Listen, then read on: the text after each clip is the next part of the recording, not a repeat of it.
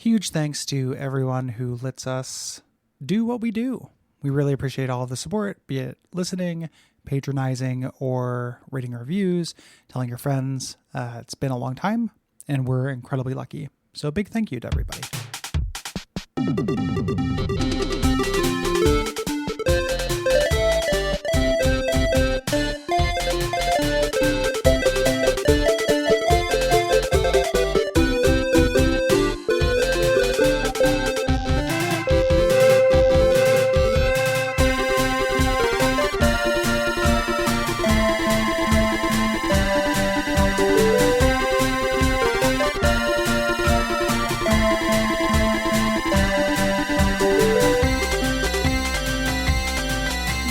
This is Gary Butterfield. This is Cole Ross. And you're listening to Watch Out for Fireballs Dispatch, the monthly Patreon show where we answer your questions and prompts, read your responses to December's games, and announce what we're doing in February. Yeah. Love doing these things. This is the end of our second year doing them.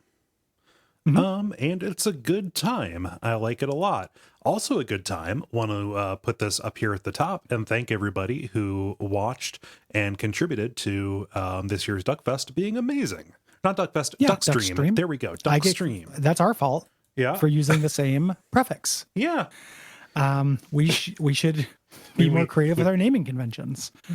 So it is. I really appreciate everybody who tuned in. Big success. Always. I just always feel the luckiest I feel all year. Yeah.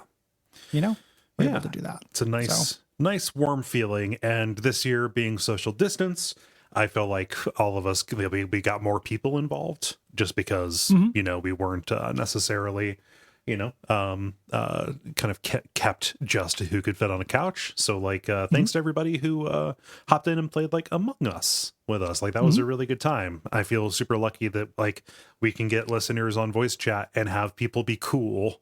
Not everybody can say that. Yeah. Really, really good times. Yes. So we're still out from announcing the grand total of that, but we will soon. Yep. And it makes a big difference, for Transactive. So really good stuff.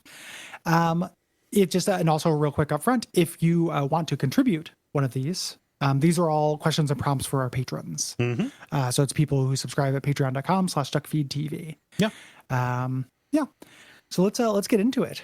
Let me see. I'll start here with Greg. Okay. Recently started a new contract job, which has me working second shift. It's been a long time since I worked the shift, but I recall getting home late and playing online games like WoW and Battlefield 2 into the wee hours of the morning. There's a different group of people who play games that late, and it got me wondering, do you like to play certain games at certain times of the day? For example, horror games at night. If you play any games online, do you prefer players you find at certain hours as opposed to others?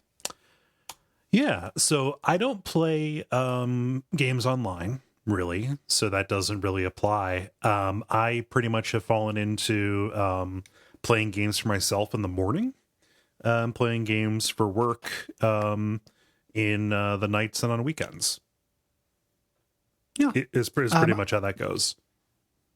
I don't have specific games I play at certain times. I don't play horror games at night, once my girlfriend's asleep and stuff, because I can spook myself too much. I like to play horror games during the day, personally.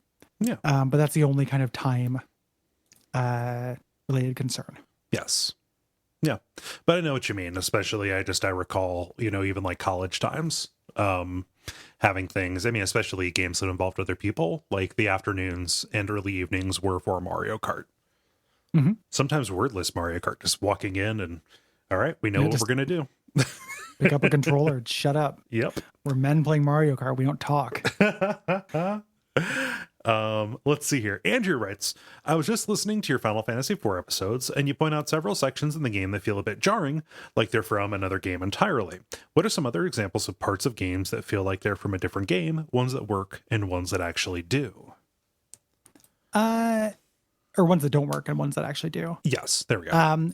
It's difficult not to come up with specific examples and really easy to come up with general examples. And I feel like it's very obvious, but anytime there's a stealth section or a turret section in a non-stealth or turret game, those are always really jarring to me. Sometimes they work, but I think that the returns you get on those are really limited. Yeah. You Yeah. know, I'm never like, yes, a turret section. Mm-hmm. I'm like sometimes like, oh, this wasn't so bad. Yeah. You I'm just know, but like, it's very rare that I'm like, hell yes, I can't. I'm so happy this happened. I think that it's weird because when they work best, it's when they change up the pace, either of the Hmm. action or of the interest. But I think that like, well, that is dangerous. I guess it's a really high stakes way to do that. Because if if your pace is already bad enough, throwing this in is going to be really weird. Hmm. Additionally, like, I don't know, why does Bayonetta have those Space Harrier sections? Like, No good Yakuza reason. 1 is an amazing game. I like Yakuza 1 quite a lot. Problem is, you have that, no, not problem is, but like, you have that really incongruous turret section on the highway when you're shooting from the back of the car partway Yeah. through it. Yeah. Yeah. It's this weird thing that certain developers are just kind of obsessed with. Hmm. Every once in a while having these changes in play. Yeah. And it's never to really, when he said that it's limited kind of returns, like, you can change up pace with that, but it's very rare that the change of pace is worth it. Hmm. And very, very rarely you can make a point, but usually when you're making a point, it ends up being pretty obnoxious to play. Yeah. Like I think about the stealth levels of Hotline Miami, Yeah. which I appreciate what they're doing. It's just a huge drag though. Hmm. Like the first time it happened, I was like, cool, I'm disempowered. This sucks. And then like if I'm replaying it, I'm like, fuck, man. Like, so disempowered. This blows. Hmm. So yeah, those are kind of some examples Yeah. of that. Hmm. Sorry, I don't have anything more specific than the obvious Yeah. ones like Bayonetta and Yakuza. Two games I'm, Yeah. I am fine to good on, but those sections suck. So Yeah. yeah. Jonathan says, so guys, I think I might have a problem, maybe. Final Fantasy 16 is now going to be a thing, and that should mean very little to me at this point, considering that Square has proven for over a decade now that they are a terrible company with horrid creative management. But I can't help but feel hopeful, and that has me conflicted. Recently, more info came out about 16, and despite telling myself over and over that Square sucks harder than a black hole, little parts of my brain can't help but latch on to some things. They actually seem to have built a world for this game. The characters aren't dressed like clowns or named after celestial phenomena. I don't know if I'd call this feeling hype or hope, but I can't help but wonder: am I being simply optimistic, or am I just desperately clinging to any piece of driftwood from this thoroughly wrecked ship? And like, there's nothing wrong with keeping an open mind, like with this kind of thing. Like they are going to be new. Square has like fooled me enough, and the things that people are excited about for 16 are not very exciting to me. It's the guy who did, the scenario designer is the guy who everyone likes from the MMO. Right. And it's the combat designer who had something to do with Devil May Cry. Yeah. And I'm like, it's still not really what I'm looking for, from Final Fantasy. Yeah. But I don't think that if you're more open to that, if those things do sound good to you, I don't think there's anything wrong with keeping an open mind about it. Yeah. I think there's very little to be gained from like being too hard on yourself for being excited about a thing that you have some reason to be excited for, or vice versa, right? Like, because the opposite of that is feeling like, oh, I should be excited, like I have to be excited by this, and that's a really bad feeling. Yeah. It's a very common gamer feel, like I should be excited. That's a really nasty feeling. Yeah. So you don't have to feel bad about that either, but you also, if you're actually feeling the excitement, let it happen. I would say. Yeah. And also, like, we know very little right now. Like, and I think that what we do know, like that staffing stuff, that's pretty important, right? Like something that's pretty hopeful, that makes me pretty hopeful, is the fact that what's his name? What's nuts? Nomura's not anywhere near it. Yeah. Yeah. Nomura is like on a different continent. Put him on a different hemisphere. Yeah.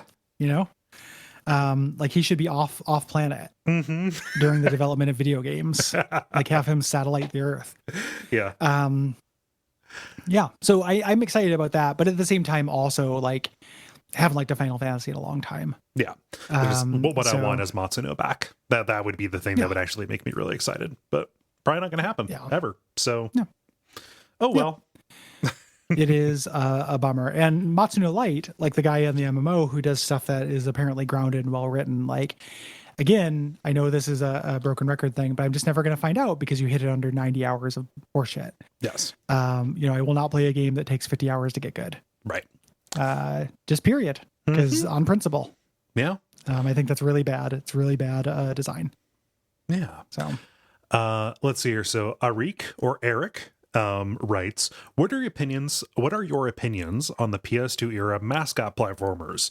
I'm talking specifically about series such as Ratchet and Clank, Jack and Daxter, and Sly Cooper. These games were a huge part of my childhood, and in my opinion, they are still great upon revisiting them now. As far as I know, Ratchet and Clank is the only IP from that area that keeps getting rebooted. There's another Ratchet and Clank coming to PS5. Aside from Nintendo titles, are there any game series that become better when they are rebooted? Love all the shows, and wanted to thank you for getting me into the Venture Brothers. Thank you for listening to Orb. Yeah, thank you. We appreciate it. Yeah. I have no... Like, I kind of was not playing tons of games during that period and was not playing mascot platformers at the time that came out. So I have only, like, I played Sly Cooper 1. I played Spyro. Yeah. So I played a little bit of that, but very little. I remember thinking Sly Cooper was okay, but I quit on some level that had instant fail. Right. In a frustrating way. And I had not played Ratchet and Clank or Jack and Daxter. Yes. I have not played Sly Cooper. It just missed me. I think I played the one that I played the most was Ratchet and Clank Up Your Arsenal. That one was really good. Like, that's super fun. Just a good shooter with inventive weapons and stuff. And I played like the first couple levels of Jack and thought that it was, or Jack and Daxter, I guess. And I thought that it was just okay. I was just a little bit too old, I think. My like being susceptible to mascot platformers era was the Genesis playing Sonic games mostly. Like, even by the time like the N64 came around or PlayStation, like, I never really went hard for Spyro or even like Banjo-Kazooie, right? It was pretty much just Mario from that point forward. Yeah. Yeah, mascot platformers are a thing from your childhood, I feel like. Yeah. And I'm just like a little too old for those guys. So I don't have a closed mind about it. Like, I would be willing to check them out, but it wasn't part of my gamer grow up. Same. Andrew says, if you were to make a dream game, who would you want to have do the soundtrack for it? Personally, mine would be the Irish math rock trio Adebisi Shank. Their music makes me want to make video games. Yeah. Gonna go with my Rat-a-tat. Extreme sports game, or cool run based game. Yeah. Hotline Miami with Rat-a-tat. Shit, that's really good. Rat-a-tat. Yeah. I don't know. I'll just do something weird like Brian Eno. Just get him in there doing like cool ambient stuff. I'm sure he has done like a CD-ROM. Like, there's some game with a Brian Eno soundtrack. I almost guarantee it. Yeah. But yeah, I don't know which one. Yeah. That'll be my answer. Just as a composer who does not do video games generally. Yeah, I could say Akira Yamaoka, but what's up? There's that 90s game that like Neil Young and Devo are involved in. Oh, shit. How have we not done that on Object Suffering yet? I don't know. What is it? Oh, man. Okay. Neil Young Devo video game. What is that called? Human Highway. Boy. Oh, wait, what? No. Human Highway. Human Highway included a collaborative performance of Hey Hey. Bougie Boy. So that's the movie. What am I thinking of? This is good. I've already put a mark right here for us to do some cuts. Oh, Mothersbaugh as Bougie Boy wrote a book entitled My Struggle. Yeah. Hey, Mothersbaugh, you doing all right there? That. The thing I was thinking about was the Devo game, Adventures of the Smart Patrol. Okay. But that does not have Neil Young in it. I was getting those two things confused. Yeah, I was going to say, like, Human Highway's a movie. Yeah. Huh. Yeah. Bougie Boy is a real weird little goblin. If you've ever seen Bougie Boy. It's just a character. Yeah. Huh. Oh, Boogie Boy. But it's I always say Bougie Boy as well. Yeah. I always say Bougie Boy as well. But yeah, he's a real creep who shows up a lot in their videos. He's the son of General I'm actually leaving Boy. all this in. Okay. It's Dispatch and it's the holidays. Everybody gets to hear the digressions. Okay. Weird. It's like 2 days before Christmas. You guys can hear the digression. Yeah. Hear us Google things. This is the stuff that we don't want you to hear. What does the next person have to say, Cole? KL asks or says, I managed to land a copy of the Demon Souls remake. I never actually played the original past 1-2, so it's been really wild going back to a time before 3-phase bosses. It's very weird going into a Souls game without total knowledge, though. For games in general, and Souls-likes in particular, do you feel like the platonic playthrough experience as your first run when everything is terrifying and new, or an experienced run when you fully internalize the game's systems and layout? Yeah, which one do you think is your platonic or canonical run? Yeah. The first one or later when you know the stuff? I don't really differentiate them. They kind of conglomerate in my head. Yeah. The thing that I'm there for is the process of understanding the spaces, and that necessarily entails both of them, right? That feeling of the of knowledge condensing the space. And something that I have learned going back through old Souls games after a bit of a break from playing them for a while, and especially after doing them for or doing the mods, is that there's just a bunch of stuff that I don't remember, even things that were there that I just never noticed. There's always stuff to learn. So I think that it's generally just a process, and then it's that process that I'm there for, not necessarily either fresh or stale plays. Yeah, I really like to have a fresh play initially, but then afterwards I immediately supplement it with all of the Googling I can do. Yes. Like once I've seen credits, the floodgate is open and I will spoil anything on myself. And the moment where like that dam is lifted and those two bodies of water rush into each other is like my favorite part. Yes. That's very fun for me. Brian asks, hi there. I'm curious about your take on the Dragon Quest series. As I'm playing 11 again, I enjoy hearing what you have to say about it. Thanks. Yeah. Yeah, there are some Dragon Quests I like quite a bit. There are ones I like that I probably won't revisit, I don't think. And there are other ones I'm like less interested in. Yeah. What's one that you like really enjoy? I like 5. 5 is good. I liked 8 when I played it, but I don't think I'll play it again. Like at the time, it was very refreshing to have just a back to basics. Yeah. Pretty JRPG. But even when I played it at the time, I was like, this is a million years too long. Yeah. And that's always the thing that's going to stop me from like revisiting these or like doing some of the new ones. You know, like I'm kind of curious about 11, but it just seems real long. Yeah. You know, and like a real straight putt. And I just feel like my appetite for those kind of things, like I'll probably replay a game. Yeah. You know, I'll satisfy some nostalgia when I am in the mood for like, you know, I could play Final Fantasy 9 again or 6 again. Yeah. As opposed to starting a brand new one. I think that, you know, if you're looking at Dragon Quest, you know, comparatively to other series, it's one that like I've got a lot of appreciation for, I think, just intellectually.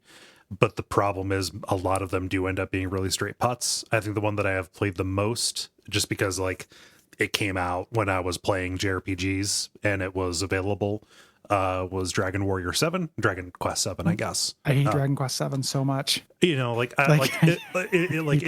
was there specifically when I like had the particular kind of patience for the slow way that game unfolds.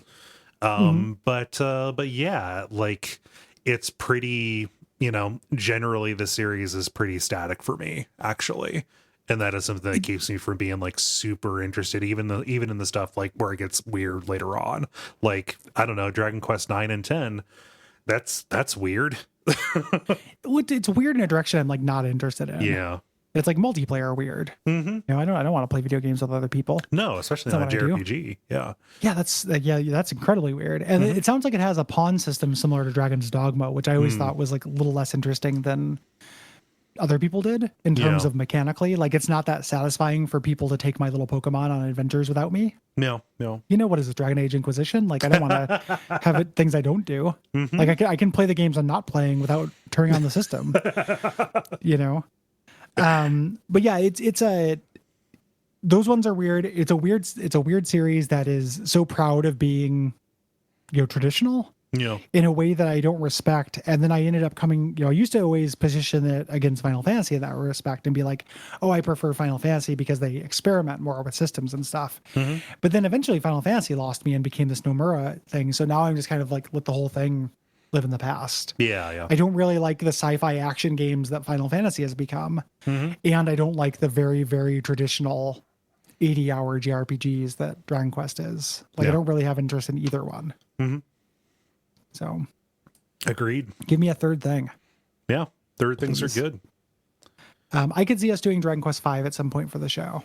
That would be where I want to pull from. Like the SNES ones were like they did get adventurous before they decided to snap back into being a little bit more traditional. I think that would be the good way to do it, especially for and when they're reasonable length. Yeah, like before 7 with the like 10 or 12 hours before you get into a fight. Right. Kind of stuff that happens in 7. Like it's a little bit more adventurous and it's a little bit snappier paced. Mm-hmm. Also, like still being like a very slow paced game. 5 is the one where you're playing through like different generations. Like you play as the father and then the son. Yeah. And then the 4 is the one with the multiple perspectives, right? Yes. Gotcha. Yeah. Including when you play as a shopkeep. But apparently, like the remake might fix that or anything, but they just covered the NES version of that on Crontendo. And it sounded a lot more tedious than I remembered it being. No. So. Yep. Yeah. Shout out to Crontendo. Yeah. Let's see here. Matt Bixler, hello. Right. Hello. I remember in some podcasts, one of you mentioned not having much enthusiasm for The Legend of Zelda Age of Calamity, since Muso or Dynasty Warriors gameplay necessitates wildly different themes than Breath of the Wild had. Are there any settings, worlds, or IPs you think have handled this sort of genre shift well? What do you think helps or hinders this transition? So going from the exploration-based kind of open world of Breath of the Wild to a completely different genre like a Dynasty Warriors with Age of Calamity. Yeah, I think Matt means a genre shift in general, not just that specific genre shift. Yes.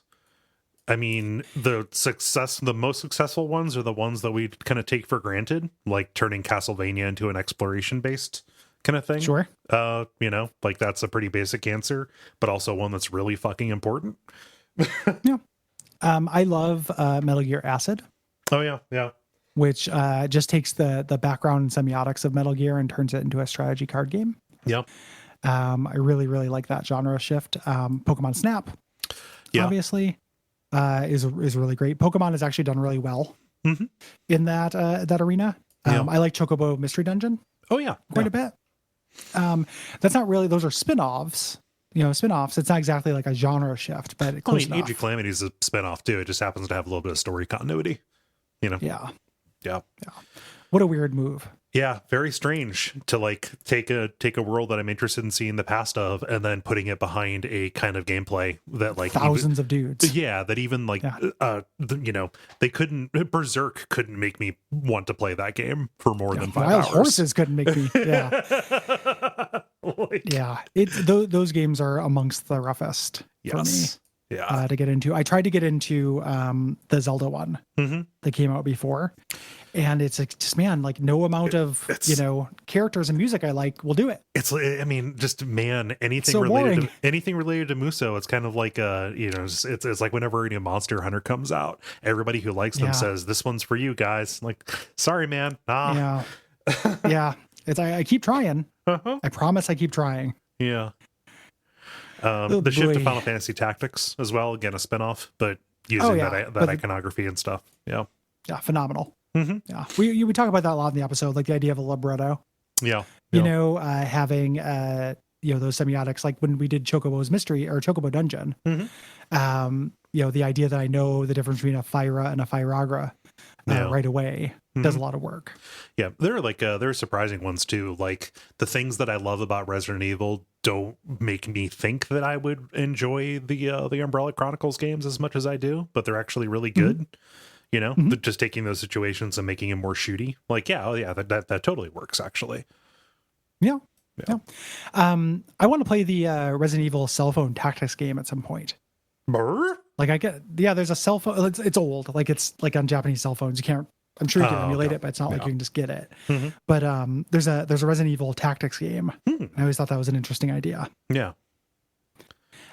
Speaking of Resident Evil, Hmm. Joseph asks, where in the Resident Evil series do you think is a good stopping point story-wise?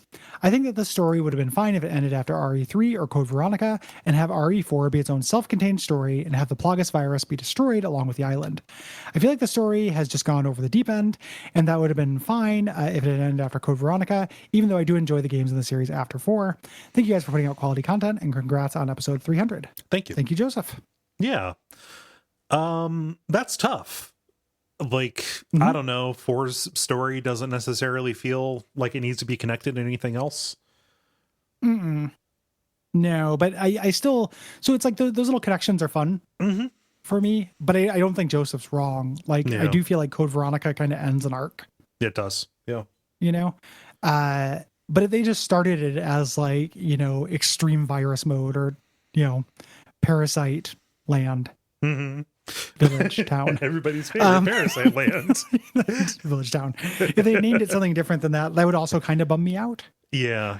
Because Resident Evil, it kind of feels like D&D to me, where it's like I'm going there for a vibe, Yeah. and that vibe is like incredibly stupid.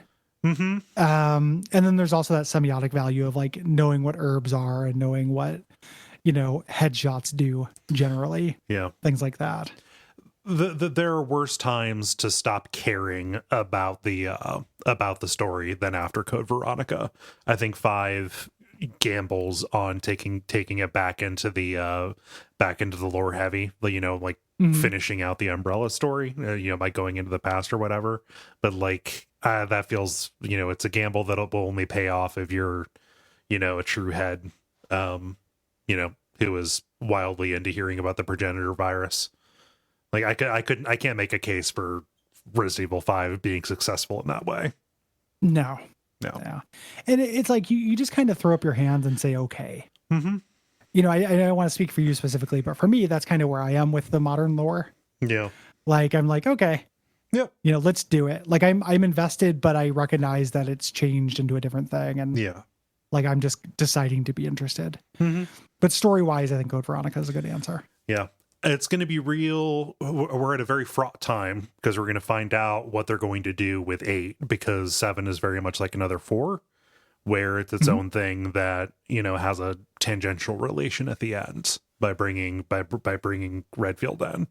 Part of my worry is that they're going to try and make it a little bit, try to leaden the series again with more connections to the past by heading over to Europe. And doing specifically stuff like we see an Umbrella logo in some of the puzzles, like in the trailer and stuff. So like, Yeah. I don't know. Part of me is like, yeah, give me that fan service, show it to me. I will be a little piggy for it. But another part of me was like, oh, is this going to cause problems? Actually, like, is this going to be good for the product? I don't know. Yeah. Yeah. I feel like after 7, it's very foolish of them to kind of go back and try to tie it more into the lore. Yeah. Like that was so successful with 7. It felt like really fresh. And the connections were kind of tantalizing, there, but weren't like explicit, and just like having Redfield. Like I am skeptical, but of course, like, I don't know, Capcom is good now. They make good games. So like, I mean, I'll play it. It's going to be a good game. I don't know if it's going to be optimal. Is it going to be an RE2 remake or an RE3 remake? Both of which are acceptable to me. Yes. And I would be happy with them doing the off and on remake and new game every other year for the indefinite future. Give it to me. Until I die. Yep. Do you want to give us one more game question, then we'll move on? Yeah, we ought to. We had a lot of people. People are really participating in this. It's fun. Daniel B writes, "Hi, fellas. Sorry if this has been asked before, but what's your favorite game to play that you wouldn't recommend to anyone else?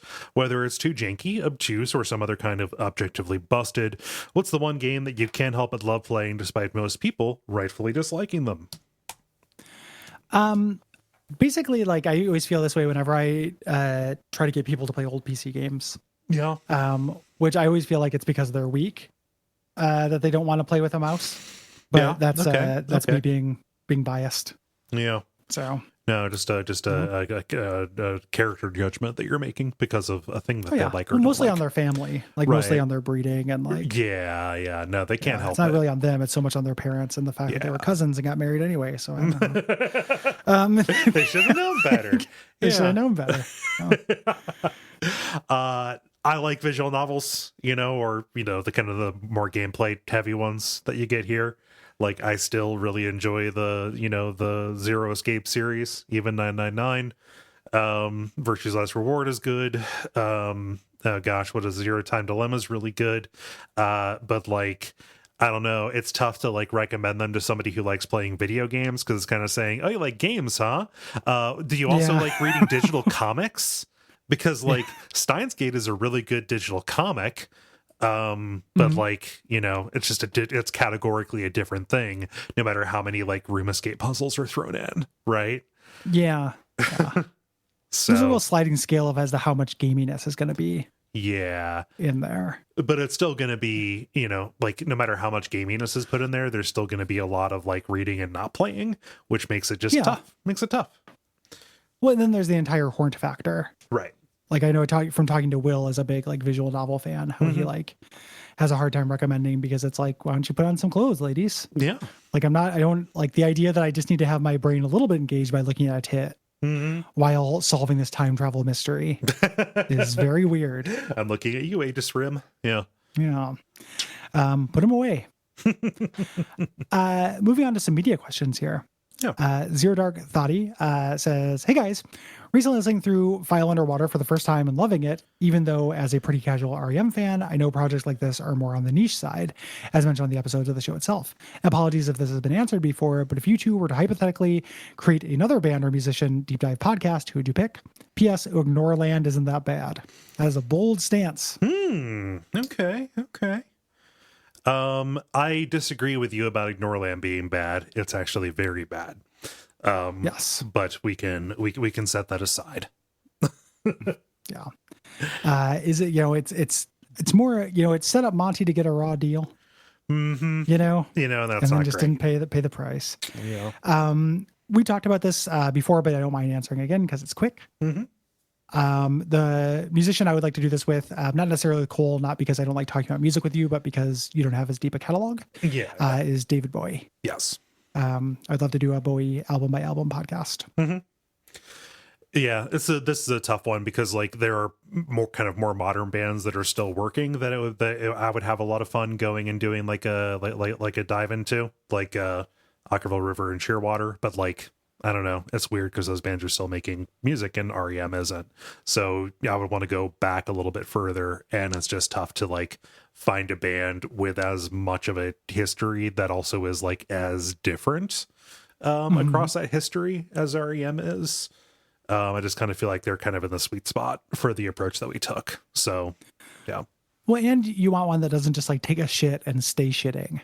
Yes. Like REM had like a shitty period. Mm-hmm. The Bowie podcast would have a shitty period. Yeah. But it's not like things just stayed horrible. No, you get to end on Black Star. Like, yeah, we feel really good. We got to end on Claps Into Now on that. It's not like just, doing like a, trying to think like the Kinks. yeah. Where it's like just this like come dancing hole that you just fall down into of like 80s schlock music. So Yeah. So that'd be a tough one. I think that our REM ended up being the way to go. yeah.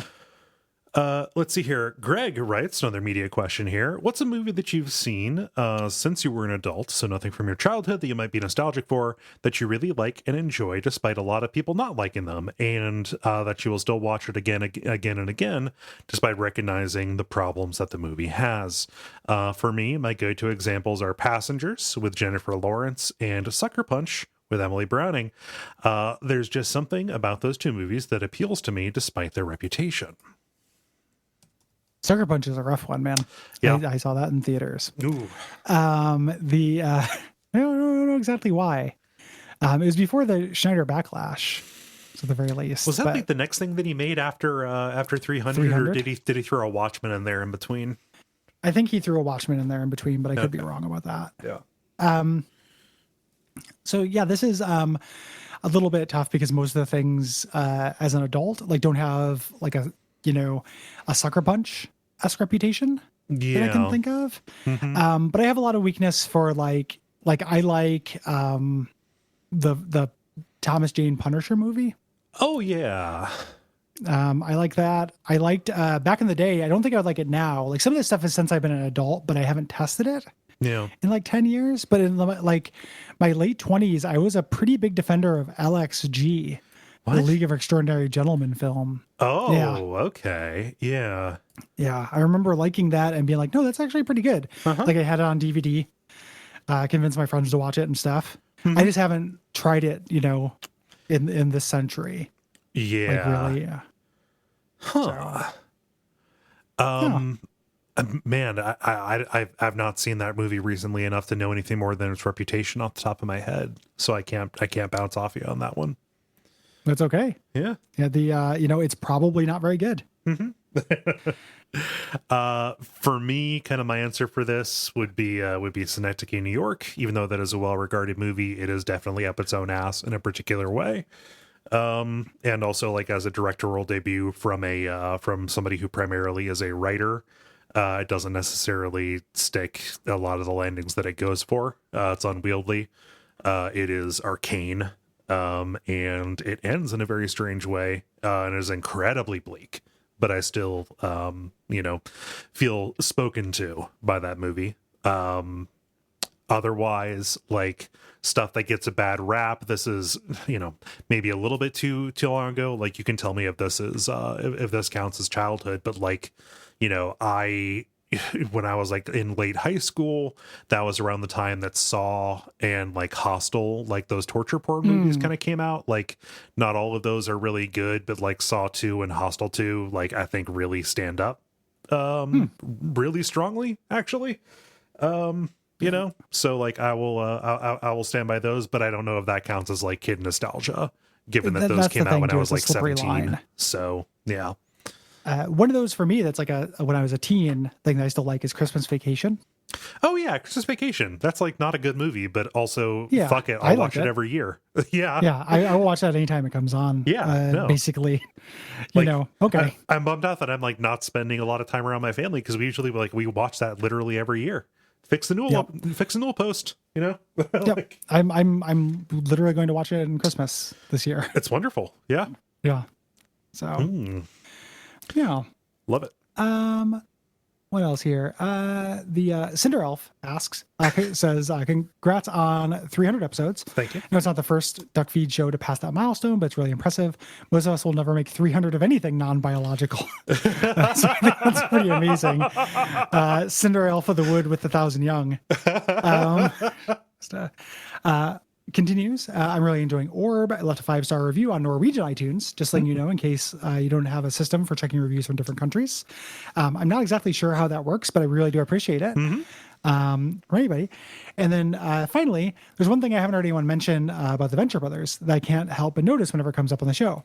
Do you think OSI sounds a lot like the USA when you say it out loud? Do you think the creators are trying to explicitly link the actions of agencies like the CIA to the country as a whole? So I think the OSI is G.I. Joe. Yeah. And I also think that Yeah. OSI is specifically meant to be a takeoff on the OSS, which was the precursor to the CSA, or to the CIA, rather. But with G.I. Joe overtones. Yes. Like if once it becomes not just a thing on Brock's badge and has the title screen and stuff, it's even the theme song is explicitly G.I. Joe. I don't know how much penetration G.I. Joe had in other countries. Yeah. It was a cartoon about like our soldiers, but instead of like being regular soldiers, like they're like, my name's Football. And he threw a football. Yeah. Yeah. My name's Deep that's Six. kind of I'm the a thing. scuba man. I'm used very Exactly. infrequently.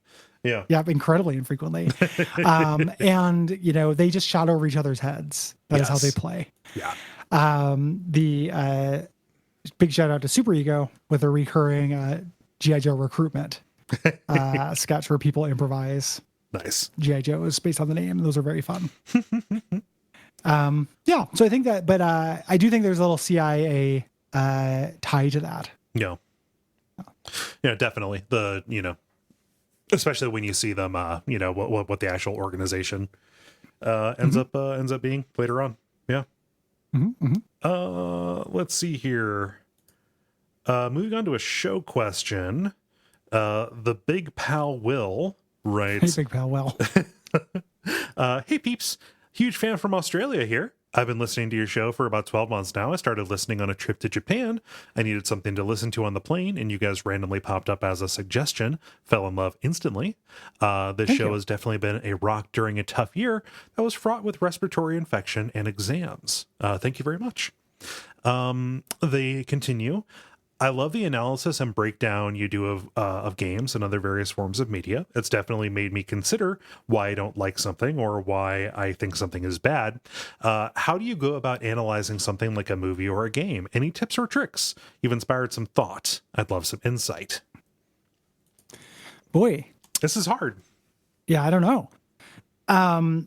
So like it's very experiential. So we Yes. talked about that a lot. Like I when I look at a work, I pay a lot of attention to how I'm feeling during it. It's very important to me the initial reaction I'm having to something. Yeah. I will follow that. It's not the only thing. Like that can be tempered. Like I can think about something later and be like, no, this is recontextualized, or on reflection, I feel about this differently. Yeah. But I do pay a lot of attention to kind of like just what's happening in my body. Yeah. Like how interested am I in this? Like, do I want to keep doing this, or is this something I'm forcing myself to do? And then I try to think like, if I want to keep doing it, if I am still like compelled, what is compelling me? Like, what are the questions I want to have answered? Like, what questions were asked by this that I think are fascinating? Yeah. What do I want to do more of specifically? Yeah. We're talking about games, mechanically, like the first impression of a mechanic is really important, but also how does this evolve? What is drawing me forward? What promise is hinted at based on your first kind of glance at it? Yeah. And then if something, doesn't work for me, something I think about a lot is what, a lot of times it will just occur to me like something I would have liked more. And I always feel a little self-conscious doing any kind of Monday morning quarterbacking, but that is kind of part of what we do Yeah. here. And just thinking like, God, this would have worked really well. And it's not that I think that the developers were dum-dums and it didn't occur to them. I'm not really concerned if it occurred to them. Right. Like it's just like this would have been on this individual thing would have improved this. If it's unfeasible because of cost or because of other factors or because like it wouldn't work with the multiplayer or something, I feel like that's not my problem. Yeah, that's an explanation, not an excuse.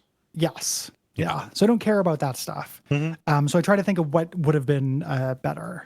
Yeah. Things. I think like the instinct to Monday morning quarterback kind of comes from you hate complaining without suggesting a better alternative. Yes. Yeah. Yeah. I never want to just be like, this is diarrhea doo-doo. Yeah. This is I'm gonna drink this like a roadkill skunk and down it with beer. Like I don't want to do that. No. Yeah. That's a basic, a lot of it comes instinctually though, because we've been doing it for a long time. That's the thing, right? By talking to each other, both of us kind of know what we can rely on each other to notice and not notice. We have developed kind of a vocabulary, which, that is something that if you find the vocabulary that we have developed useful, then I'm really happy to hear that. Which is, which is good. And also just like having played an awful lot. Or even talked about an awful lot, being able to draw instant comparisons to put like a particular decision in a movie or in a game into context with like how it was done elsewhere. That ends up being pretty valuable too, doing just comparative analysis kind of stuff, which is a really douchey way to say just like oh yeah, I have become way too obsessed with this. Yeah, just comparing two things. Yep. Yeah. That's kind of just like the back of the napkin. Yeah. Jonathan asks a show question. This has probably been asked before, but do you have any other games or shows you'd like to do a deep dive for? It's been fun vicariously exploring the Venture Brothers through Orb, and Bonfireside Chat is a stalwart show. Lighthearted follow-up, how can we get more tabletop discussion from you guys, such as role-playing games, Magic the Gathering, board games, etc.? Create more time in the day and end the pandemic. Yeah. That would be a good one. So people can get together and play them. Yeah. Yeah. I love board games. I like Magic the Gathering. I like all that stuff. It's just a huge time investment. Yeah. So it's just hard to do it on top of everything else. Mm-hmm. As far as other deep dives that we've kind of looked at, for a while, we had the idea to do a Final Fantasy deep dive. I think before we realized or remembered that we don't really like playing those games as much as we remembered. Yes. You know, it's kind of a sometimes thing. Yeah. We also talked about Resident Evil, but we're kind of doing that just by hitting them all on the show. Yeah. We're pretty close to, I mean, 6 is it for the mainline games, right? Yeah. Yeah. Yeah. And then after that, it's just all Gun Survivor. Well, Revelations. Outbreak, File 2. Yeah. Just kind of moving through the side stuff. But those are ones. And then TV shows, we've long had in mind doing a Breaking Bad show. Other people have done that. Yes. You know, but it's just also like, boy, I like that show. It's fun to talk I like about. that show a lot. And like, I don't know, that was an early bonding thing for us, actually. Yep. Was talking about Breaking Bad on the show. Yep. Yeah. Very distinct memories of being in PAX at PAX before I stopped going to that, and like tuning into it at a hotel. Yeah. When I think season 4 or season 5 was running, just because I wanted to not get spoiled. Yes. So I could, because you and I would talk about it when we'd start recording on Monday, really habitually. Yeah. So it was kind of like a water cooler thing a little bit. Yeah. We had talked about doing a King of the Hill deep dive. That was what Orb was going to be, but we decided to stay out of that lane because of what cartoon? Talking Simpsons, Bob Mackey's. They do talking. Yeah, they do talking King of the Hill. So, yeah. So we decided to do something they were not doing. So those are some of the things that we've talked about doing. We like the format. Yeah. So, more of that on a long enough timeline is definitely possible. Moving on to lightning round stuff. Let's do. Yeah. Yeah. Sean Lucero says, "Hi, what is something you're looking forward to this coming year of 2021? In life, getting the vaccine. In games, Gloomwood. I would also like to get the vaccine. I want to have band practice again and game night again in person. Very desperately. Yeah. Let's see here. Stuart writes, how do you feel about the year-end best games, worst games, etc. list? Do you enjoy engaging in these conversations, either online or off? I'll always read these things. Like, I'm not immune to a list. Yeah. I'm not made of stone. I did not play most of the stuff that ended up on this year's list. Yeah. Like almost any of it. The best game I played that came out this year was the Tony Hawk remake. Yeah. No joke. I understand. Definitely the best thing I played that came out in 2020. The best thing I played at all was Disco Elysium. Yeah. I played some incredible games. They were just older. Yeah. No. And this is a big maintenance year for me. Same. Just everything is off. Throw up your hands. Yeah. Yeah. I'm fine with those lists. I also look at them. I think Polygon's end of the year list is good because they have 50 on them, and that necessarily will surface things like indie games that I just completely missed the conversation on because I'm not following those people who are talking about it on Twitter. So it almost always serves as like a good, like, keep an eye out for this kind of list. I liked the thing that people were doing a while ago, which is like, what's the best game that I played that was made this year? What is the game that I played that wasn't best game I played that wasn't made this year? And like, what am I looking forward to most? Just like that short little like tweet burst. It has been like that has mostly been useful. That's the most I enjoy those conversations though. I think ranking things is really weird. I think that is, differentiating what is number one and number two. That feels arbitrary to me. Yeah. Yeah. There's also a weird thing with worst of lists because, like, what does worst of mean now? Yeah. People are going to do worst of list, and a lot of people are going to put Cyberpunk on that for churlish reasons. Yeah. But, like, there's a billion just Steam, asset flip shooters that were not, that were just made as cash grabs or sold for 90 cents. Yeah. That came out as well that are way worse. So disappointing, I think, is always a better adjective for that. Than worst. But I haven't read a lot of worst of stuff yet this year, possibly because I've been avoiding it because, again, I haven't been very engaged with the conversation this year. Yeah. It hasn't been that kind of year for me. Yep. And that is okay. Colin Strong writes, I have heard you guys talk about Townsends and Sons on YouTube, and I have to agree that the content is great, but do you guys ever worry that he is in the pocket of Big Nutbag? I am happy that he's in the, I don't worry about it. Yeah. It's a comfortable pocket. I share it with him. I worry that he will eat too much of it and then go into one of those hallucination kind of fits from I think everybody in high school like knew somebody who learned that you could get high by eating a bunch of nutmeg, and then they did it and found out how sick you get when you do that, or like smoke a banana peel, that kind of stuff. Kids are always trying to come up with ways to poison themselves high. Yeah. Poison myself high. Like, it's basically kid moves. Yeah. It's very funny. Kevin asks, maybe it's not fair to ask this question right as CD Projekt Red is putting the torch to Years of Goodwill, but it's been 5 years. I was wondering, now that the dust has settled, what's your game of the year, RPG of the year for 2015, Bloodborne or Witcher 3, including the DLC? That's tough. That's really tough. That's really tough. I revisited Bloodborne. It's really, really good. I think the ending of that game is significantly worse than the beginning of it.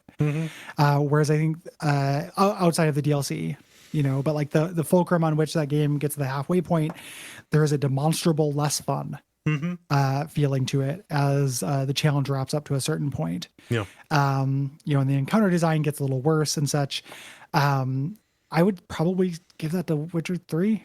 Yeah, I'd say so. DLCs are so good, and that game gets better as it goes. It doesn't get worse as it goes. It sticks the landing. It's more consistent. Yeah. It's really sweet. I love Bloodborne.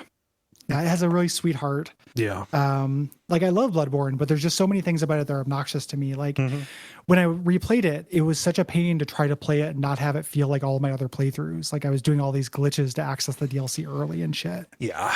Just because it's like, I just don't want to have the same playthrough again. Why did you make those choices? Yeah. Agreed. I think that the highs are higher in Bloodborne, but Witcher 3 is kind of just substantially better the whole way through. It's very consistent, I think. Yeah.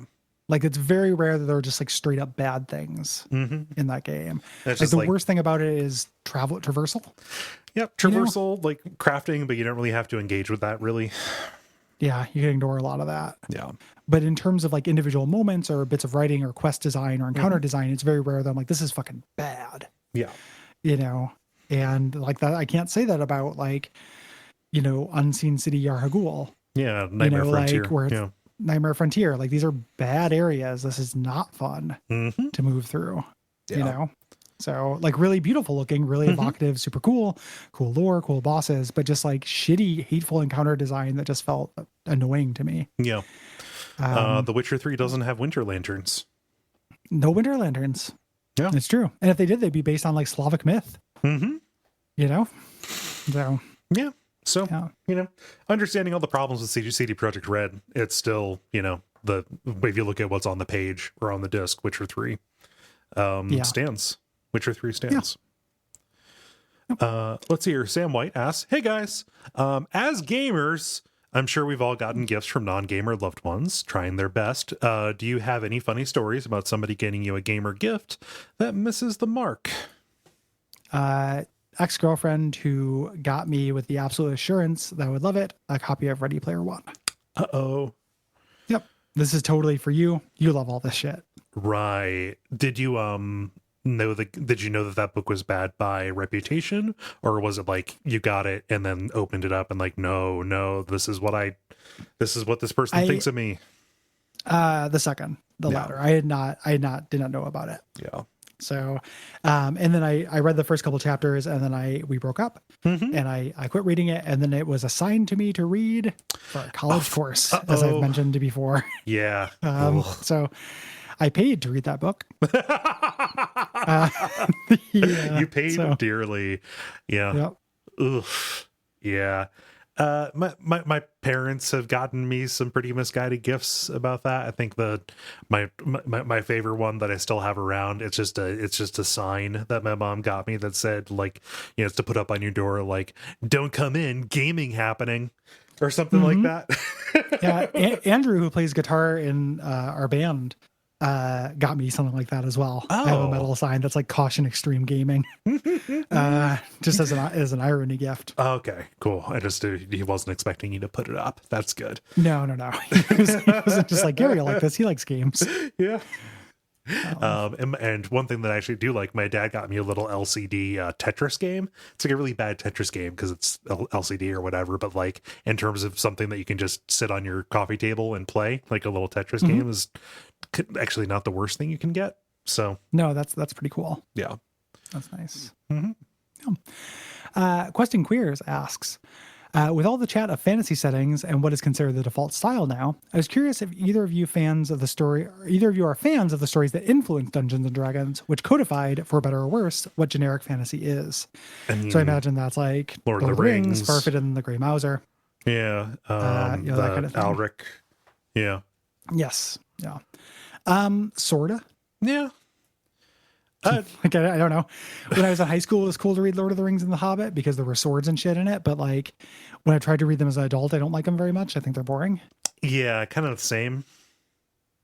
Yeah, it's weird. I think that I've like come around to kind of more, kind of just more enjoying the media that D&D has influenced more than the stories that influence D&D.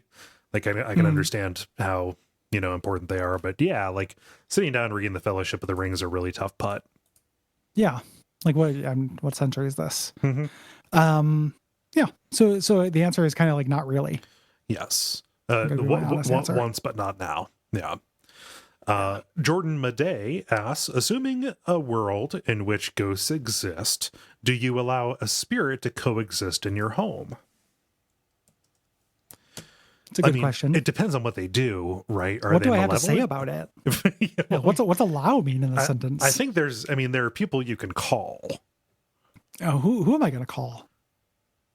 Some guy who has like a weird box that he insists will spot orbs. Yeah. Going on next door. Ding, ding, ding, ding, ding, ding, ding. Yeah.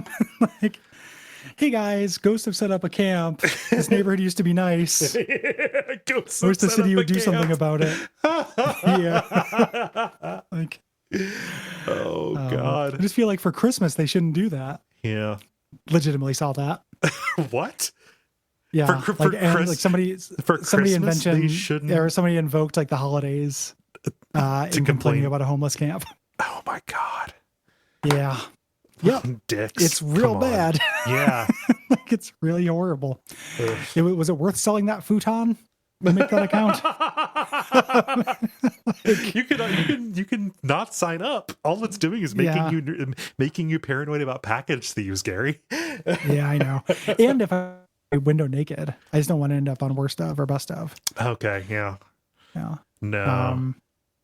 If it was a non-benevolent spirit and it couldn't interface with me, sure. If it couldn't interface with me at all, yes. Yeah. If it could interface with me and was malevolent, no. If it could interface with me and was benevolent, also no. I think. Yeah. I don't want a roommate. That's the thing. I don't want a roommate who cannot be kept away from me with a closed door. Yeah. Something there. Yeah. I don't want to catch him jerking off, and I don't want to be caught jerking off. I don't want to know how much ectoplasm is everywhere. Yeah. You just shine that black light. No. The only time I would let a spirit, so let's just say it's just like an average spirit that, is like mildly detectable, like maybe he just like stops clocks at certain times or whatever, would be like, if if I get rid of him, will something worse come and take his place? Kind of a devil kind of thing. That's true, right? Because you exercise a home, and like I know I learned that my house was the people who bought it to flip it bought it on a sheriff auction. So I don't know what happened here, but it's a nice it's a cozy 3-bedroom ranch that may or may not have been a drug lab or a crime place. Yeah. No, you don't want to evict somebody and then create an attractive nuisance for demons and stuff who are going to come in, Yeah. The question assumes a lot of agency on our behalf. So right. but I would not want to be fucked by this. No. That's the thing. How horny is this ghost is going to be the operative thing. Yeah. Is it the ghost that blows Dan Aykroyd in Ghostbusters? If so, yes. I would like to have that in common with Dan Aykroyd. You went the other way here. Okay. Yeah. Yeah. Well, imagine the icebreaker. Oh. You know, Mr. Aykroyd. We have a common acquaintance. I didn't realize you wanted to meet Dan Aykroyd so much. I thought you were lukewarm on the man. I don't really like Dan Aykroyd. No. I'm just an ectosexual. Tom asks, I'm cooking Christmas dinner for the first time this year and looking for inspiration. What do you like to eat for Christmas dinner? So we don't do Christmas dinner in my family. For us, it's Christmas breakfast or brunch. It's kind of always been the case. I think that there have always been other social engagements that we've had, like in the evening. You know, used to be we go over to like church friends places or stuff, but as those people have died, the nighttime is mostly just, you know, sleeping and, you know, watching movies and stuff. But yeah, we have like egg casserole and fruit and cinnamon rolls and bacon and sausage and juice. Usually like right after we eat, right after we open presents. It's a good time. Love me an egg casserole. I don't typically have not gone back home for Christmas for a very long time. And this year, because of COVID, we're not going to my girlfriend's parents or anything. And we're just going to do takeout. For Thanksgiving, we purchased a honey baked ham, which is recommended. If anybody is interested in ham. Spiral cut? Spiral cut. Yes. Yep. Delicious. Very good. This year, though, we're just doing takeout.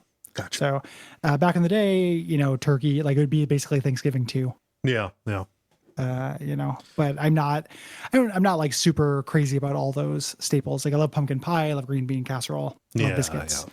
Like yams, turkey, I'm really lukewarm on. All those other sides. Like here's some corn. It's like, well, okay, I know enough about nutrition now to be like, that's nothing. Corn. Yeah, I don't want to just eat corn. Just sugar. Yeah. But I encourage you anytime there is a social occasion where you can sub out a breakfast would be is the way to go. When we back when I was graduating from high school, we were talking about doing graduation parties and stuff. And I was like, I really don't feel like competing with everybody else's parties or whatever. So why don't we do a party in the morning the day before graduation? We'll have a breakfast party. And that ended up working out really great. So yeah, do everything with breakfast. Yeah. Breakfast is good. Yeah. Cinderelfast, do you have a favorite monster of the week show? X-Files, Buffy, Doctor Who, Supernatural, Scooby-Doo, Scooby-Who, Dr. Scoop? Yeah. Dr. Scoop. Scooby-Doo can do. But Jimmy Carter is smarter. I like X-Files. X-Files is good. Yeah. For those things, I don't watch like tons of Monster of the Week style shows. Anymore, but I do like that format. And I remember liking X-Files quite a bit. Yes. Back in the day, I've been meaning to do a rewatch. Same. Yeah. No, I like X-Files if we're talking like specifically about monsters, but like that to me, my love of that structure is just a kind of an extension of like, I don't know, like in Columbo or Murder, She Wrote. Yeah. You know? Yeah. It's like, oh, what's the mystery this week? I like a novelty. Yeah. That. Jonathan says, having Dragon Age 2 and Baldur's Gate Dark Alliance this month really put into stark contrast why I never found the world of Thetis to be interesting. Gary managed to sum it up in a single word: limited. The Forgotten Realms may be somewhat generic, but it also contains multitudes. This got me thinking about settings, specifically in D&D, and I gotta know, which is worse, Eberron or Spelljammer? Eberron. Yeah. No. Boring will always be worse than stupid. I have a really hard time with Spelljammer, man.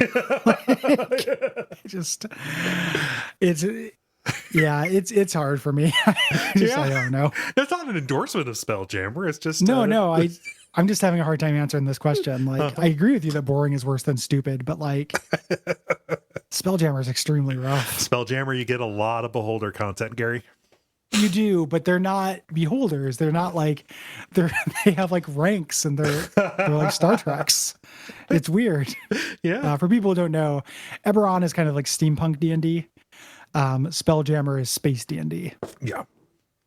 But So, like, I mean, also kind of steampunky. Like you go through ships, but yeah, it's like Final Fantasy airships, so they're like wooden galleons that fly through space. but in space. Yeah. And just tons and tons of ship combat rules. Mm-hmm. Like, oh, Yeah. I might actually give Spelljammer the reverse edge because of that. Okay. Ship Yeah. combat rules. Yeah. But it's just about setting. Like when it I comes guess that's when true. it comes to the settings, it's not about the mechanics. Well, then I might say Eberron then. Yeah. Because I don't like steampunk. It's full of data. It's like they're all the Warforged, which are all just like androids. Like, what is this thing called love? Like trying to learn how to be human and stuff. And I am a little bit over that plot. Yes. So Yeah. Like weirdly, I think like Eberron, you know, because it came with 4th edition, the mechanics in it are actually pretty good. But yeah.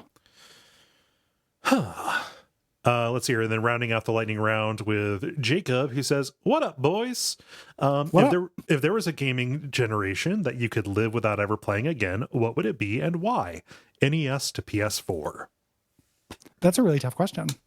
It is, because my first inclination would be to say like, maybe like PlayStation or PlayStation 2, but that's like prime survival horror time. So like I couldn't get rid of anything that would like lose me either Silent Hill 1 or Silent Hill 2. Yep. I was very ready to say PS2, and then I remembered Resident Evil 4. Yeah. And then I was like, oh, PS3. And then I was like, oh yeah, but Demon Souls, Dark Souls. Right. So I guess PS4. Maybe. I'd lose Bloodborne. I'd lose Witcher 3. But maybe that would be it. Maybe Maybe that'd be the one. I mean, if I never touched an NES again, like That's hard though. But maybe though, because I'm so familiar with those. It's not like yeah. I'm discovering new stuff from it. Uh-huh. Yeah, that might be the answer too. And that's also really sad to think about. Mm-hmm. Because those are still good and fun. Do you lose the Game Boy with that generation? Oh yeah. Okay. That's Game Boy. And then Game Boy Advance is Super Nintendo generation, I think. Huh. Yeah, it would have to be NES. Yeah. Yeah, I Really don't know. tough. I don't know how much more there is to learn from that. No more Mario. No more Maniac Mansion. Ooh, that's smarts. Yeah. Yeah. It's really tough. This is a really, really cruel question, Jacob. Yeah. Huh. Yeah, no, I would say NES. Yeah. Knowing that everything will be a loss.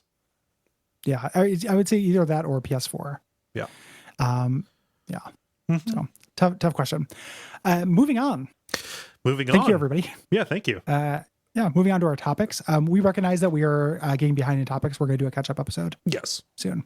Don't you worry. Don't worry. But we have this topic here from Ben. Ben says, you guys sometimes say don't punish me with repetition in regards to games making you redo something after failing. I was curious if you have any good examples of games that have alternative punishments, or if you have any ways you wish developers could get around this issue. I agree with your view on this, but I was curious about good solutions. Thanks for the great content. I look forward to new episodes every week. Thanks, Ben. Yeah. So maybe kind of a broader discussion about fail states. Yeah. And alternatives for fail states in games. How do you let a player know that they have not done something correctly, they have not risen to the occasion, without being hateful to them, without making the game actively worse to play? So in terms of repetition for something, I really want to have, if I'm going to repeat something in a game, I want to try something different. I don't want to just execute something better. Yeah. That is my, and once I have done something, I don't want to do it again or have to do it again unless I want to. So that plays into like, multi-phase boss fights feel like they're punishing me with repetition. I've figured out how to kill Sister Ariandel. Yeah. Why am I doing Frida. this? Yeah. Sister Frida, Father Ariandel. Why am I doing this again? I can do it faster. I can do it better, perhaps, but I've already did it. That should be good enough. Yeah. There should be like something I can do outside of the, like, give me the set the checkpoint between the phases. But like, if I want to do the entire thing, give me an option outside of the boss arena. Right. Yeah. Give me a bonfire aesthetic. Yeah. Some kind. If I'm going to just try something again, I want to try something new, Mm-hmm. you know? So that's where like, I really like in tactical games. Yeah. I don't mind failure. Mm-hmm. You know, like in XCOM, I didn't mind failure because I would be like, okay, my tactics were bad. Yeah. That's not punishing me to telling me to do the same thing again. It's saying try something different. Yeah. Whereas like failing on Sword Saint Ishin is just saying do the same thing but better. Mm-hmm. Yeah. Just don't fuck up like you did that time. Yeah, stop screwing. Like the way to do it, if I were beating this, I would simply not screw up. Yeah. I never want that joke to be true. Right. You know? Yeah. If somebody's watching it. Yeah. Yeah. No, I mean, like, and especially, I was thinking about this, like, having failure set up different challenges in the future, I think is like an A+ way to do it. Either, failure, requires you to expend resources, right? So you have to get around it later on. If it changes the story, that's good. If it locks you out of getting crucial information or seeing content, I'm generally kind of okay with that. Like the XCOM example kind of unlocked that for me, where like if you're engaging with that system, like losing an XCOM, being wiped or, coming out having lost a certain number of players, like you're meant to roll with that because that game is a wonderful integration of the meta and the the meta and the micro, right? Like every level of that needs to feed into the other for it to work, right? So I think that is a great way to punish failure, is to make things harder in the future. It's worth mentioning too that this is highly subjective, right? Yes. Because that aspect of XCOM is something that really appeals to me. Roll with the punches. The punches make the future more interesting. Yeah. For some people, that is poison, and they would much prefer just do it over again. Yeah. Well, that's why they can reload saves, right? Yeah, they can still play that way. But in terms of like whether a designer allows for you to move forward, can be like controversial. Some people don't like it. Like I did not do perfectly. I didn't get through this stealth level without being seen. That's unacceptable. I didn't do it right. Do better. Evaluate me, grade me. I'm ever so good. Whereas like to me, like, so games that do this well would be like XCOM, strategy games, things like that, where I can try different things. Especially if they, or games like immersive sim style things. Yeah. Where it's like, oh, like I got caught in this Dishonored level. I had to run away and have this like, this chase on the rooftops. And I almost got killed, and I had to duck behind a dumpster to heal and wait out the police until there's just one of them. And then I like took his face and integrated. Like that kind of stuff makes cool stories to me. Yeah. In a way that Perfect Stealth and say that or a Hitman are not cool stories. Yeah, I was gonna bring up Hitman. Forward. Like Hitman, when you fail, it just creates interesting problems to try and solve. Right, like it's the game. It like creates the game. Yeah, like I've got to deal with this guy's body now. Yeah. What I don't know, when people are playing those who aren't digging them, I don't know why you're playing, or if you are digging them and you're not digging that, I don't know what you're playing them for. Yeah, that is the appeal, is failing forward. Like not having a binary fail state, having like a slippery slope of a fail state that just makes things more complicated and challenging in the future in ways that you can or cannot overcome. Yeah. And usually they're ways that you can overcome, but you're dinged on something like score. Yeah. And then the handy hack that I have of not giving a shit about that just makes that work for me. Yeah. No, it's wonderful to be able to turn that off.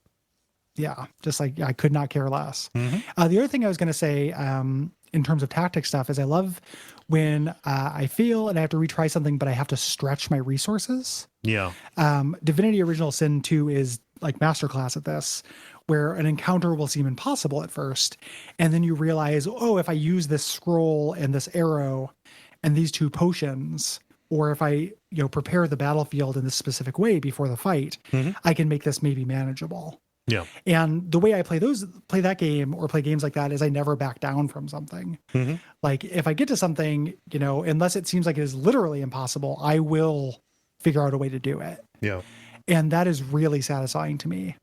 That that's part of why I play games, right? Like I want to solve problems in creative ways. Yeah. The way that I would like to, rise to an occasion is to play smarter, not better. Right. Yes. Yeah. Always, like 10 times out of 10. Yeah. Something I'm going to do with this prompt is kind of answer to a contradiction, which is, we talk about like, hey, don't punish me with repetition. But we also, famously really enjoy Souls-like games where the primary loop is to fail against tremendous odds until you understand the situation enough that you can make this repetitive run, from your checkpoint to the boss, and finish it. It's like like that's built into the loop there in a way that seems to contradict some stuff that we talk about generally. Well, you try something again. Yeah. You try something different rather. Mm-hmm. On those typically. Like it's very rare that I just like, hey, execute better. Yeah. Is the answer to a Souls-like run. The other thing, and this is not a gamer brag, but I've internalized enough of those, that genre where I don't actually die very often in Souls games now. Mm-hmm. Or in modern Dark Souls games. Like I died a lot in Sekiro. Yeah. But even in Dark Souls 3 or Bloodborne, like, I kind of can read those games. Like I know where ambushes are coming and stuff like that. Yeah. The first time was definitely based on a lot of repetition. Mm-hmm. So, and I give that a lot of grace because I was like learning a new genre. Yeah. And it was like very fresh. Mm-hmm. The game supports it. Yes. If you're doing that in like Tomb Raider 2016, it doesn't. Yeah. Like I shouldn't have to be doing runs from checkpoint to checkpoint in that game. Mm-hmm. Doing the same thing over and over again because it doesn't have the rigor for that. Like the deaths feel cheap. I'm not really trying something different. It just maybe I misread an area. Like this was time for stealth area, not a time for shoot area. Mm-hmm. And I messed that up. But the game doesn't support the variety of play styles or approaches. Yeah, that's a huge problem. Like in Naughty Dog games, is not understanding what exactly it's asking of you. Which mode am I supposed to be in at this particular moment? It's only asking one thing. Like there's one answer. Yeah. To this, and that's a huge bummer. There's like the sniper rifle mission in The Last of Us, where the guy doesn't like spawn until you get to a certain point, so you can't take him out in advance. Like you throw grenades up there, but nothing happens early on until you get to a certain point. Then you can, things like that. This is really kind of hitting home, especially now that we're playing Grand Theft Auto Vice City, which was like right there at the start of a popularization of open world games. I think definitely Vice City was the one that really made people realize there was promise to this. There was more tread on the tires than just Grand Theft Auto 3, and kind of how basic that was. But like, comparing that to things that ended up happening in the genre later, especially as open world games got better, going back is really hard. Where like when you fail a mission or if you get, killed or busted, like, all right, I've got to go, I've either got to drive back to the place where I got to go, or I got to hop in a taxi that's waiting there to take me to the mission start. And I literally just do the start of it again. Yep. I remember the game that solved this. The game that solved this was Burnout Paradise. That was open world, right? And you would do these individual races that started at different intersections. And if you failed, if you didn't get the crash points that you needed, or if you did poorly in a race, instead of like going back to where it started, you could just go into the interface and just say restart mission, and then you would go do it. Later Grand Theft Auto games, like especially 5 is really kind about this, like had like mid-mission checkpoints, which are really good. Like those have different things you can do to solve particular missions, and also like they'll change up dialogue if you do stuff again, like you're not hearing the same thing every time. Like, they've ended up like fixing the stuff and making it better, to like recover after you fail, even if you are doing a lot of the same stuff over and over again. Yeah. It's the kind of thing we're talking about is two different philosophies of what constitutes an encounter. Yeah. Right? So like imagine a good way to think about this, or that I think about it, is like a big, like a level in Tomb Raider 1. Yeah. And there's a save point at the bottom, and there's a save point at the top of a huge section of like platforming. And whether you consider it meaningful to do all of those individual micro challenges as one go. Yeah. Like, does the extra fatigue it takes of making those decisions, the extra kind of like extended concentration, is that meaningful? Like, is doing this stuff all together more meaningful than doing them piecemeal? And the answer to that is obviously like sometimes yes. Like, I don't want I don't want like a save point after every swing of a sword in Dark Souls. No, that sucks. You know, like every boss, it's like if I land the hit, and sometimes I've had to play NES games that way, where they're really hard and hateful, and I just save state, and it's like if I hit them, I save state, and if I missed, I don't.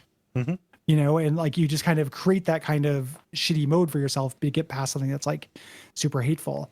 But you do there is a balance there, and it's not, as much as possible. Yeah. And it's not something that I think that like game designers get right most of the time. Or at least not like PS3 generation and before. Like it's something that's gotten a lot better as it's gotten more generous. But the idea that like, oh no, like this whole thing is this entire base. That's the encounter. The encounter is clearing this entire base. And if you can do that in one go, that's the thing. And that kind of stuff, there are so many parts of that are just not different from one run to the next, that it makes it odious. Yes. Yeah. Yeah. And something that, just because we talk about this game all the time, because I think it made a huge impression on both of us, if you can build failure into the model of the game, like Disco Elysium does, that is a wonderful and special thing, but not everything can do that. Right. Yep. Yeah. It's absolutely failing forward. Yeah. Roll, again, Witcher 3, we talked about. You fail forward, you don't know if you failed. Like you can obviously still die. Yeah. In that, but in terms of the decisions, there's not really a fail state for them. I want to send a special reverse shout out to pre-Metal Gear 5 Metal Gears. Oh, yeah. Yeah. For having their fail state be hide in a locker just for fucking ever. Don't do it. Yes, do it again, but give yourself a little time out to think about how you failed. Just stare at the back of a locker for a while. Yeah, just wait, watch a timer go down, think about what you've done. That kind of stuff drives me fucking batty. Like that's patronizing to me. And just like, no, you deal with what you did. Like that fucking sucks so bad. Yeah. Yeah. Kojima can step on a rake. Like that shit better, sucks Metal so Gear bad. Solid 5. And it did get better. He eventually figured it out. Yeah. And Death Stranding is good about that too. Yeah. Why did it take him so long?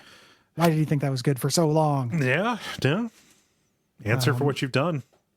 Answer for what you've done. Be ashamed of your words and deeds. You may be hiding a locker during Metal Gear Solid 2 constantly. It's the only thing you could think of for failure. Yeah. You're a game designer. I shouldn't be better at this than you. You're famous for this. Come on. Yeah, you're famous. Like you get paid. You could hang out with Norman fucking Reedus. Yeah. Can't remember the last time Norman Reedus returned my call. So yeah, I mean, like anything else, like on this like state of fail states in general, I am really in favor of being able to save my game whenever I want. Yeah. I understand the logic against it. It's abusable. Yeah. It's abusable, but also like I'm an adult. Like, why are you trying to patronize me? This is something weird, and I think that it's something that that Sony is trying. But like, are you aware of like the what Sony is trying to do with like selecting quests from the dashboard in the PS5? No. Yeah, so like it's just the idea that like some games you can just like launch directly into a quest without going through starting up and loading your save or whatever, which I don't know. I'm a fan of doing stuff in a menu when you can, but that just seems like it is taking a lot of the joy out of it actually. And I really hope that that is a feature that goes by the wayside, like PlayStation Home or what have you. It's interesting. Like, I don't think that like I would use it very often. Yeah. But it's like there are games in which I could see that being very useful and good. Yeah. Like, oh, I just want to get started right away. Like I can imagine like playing Skyrim. Yeah. And just being like, I want to sit down to play Skyrim. Like I'm just start me off doing this. Yeah. So I don't have to like just put in the walk tax. But also like, I don't know, it feels hard to integrate and like fiddly. Yeah. I had a very just a very negative reaction, almost like I smelled something bad when I saw that in the menu. And I was like, ugh. I don't know. What game did you see it for? I saw it for Miles Morales. Okay. And I was like, I don't know, getting to where a mission starts and that is fun. Oh, it's Yeah, the kind of show that's like the one game where it's like, man, yeah. like it's the game where you solved it. Like it's fun just to be in this world the whole time. So Yeah. yeah, that's basically what I got on that. Same here. Some scattered thoughts. Mhm. Thanks everybody for writing in. We will be doing an overflow episode soon.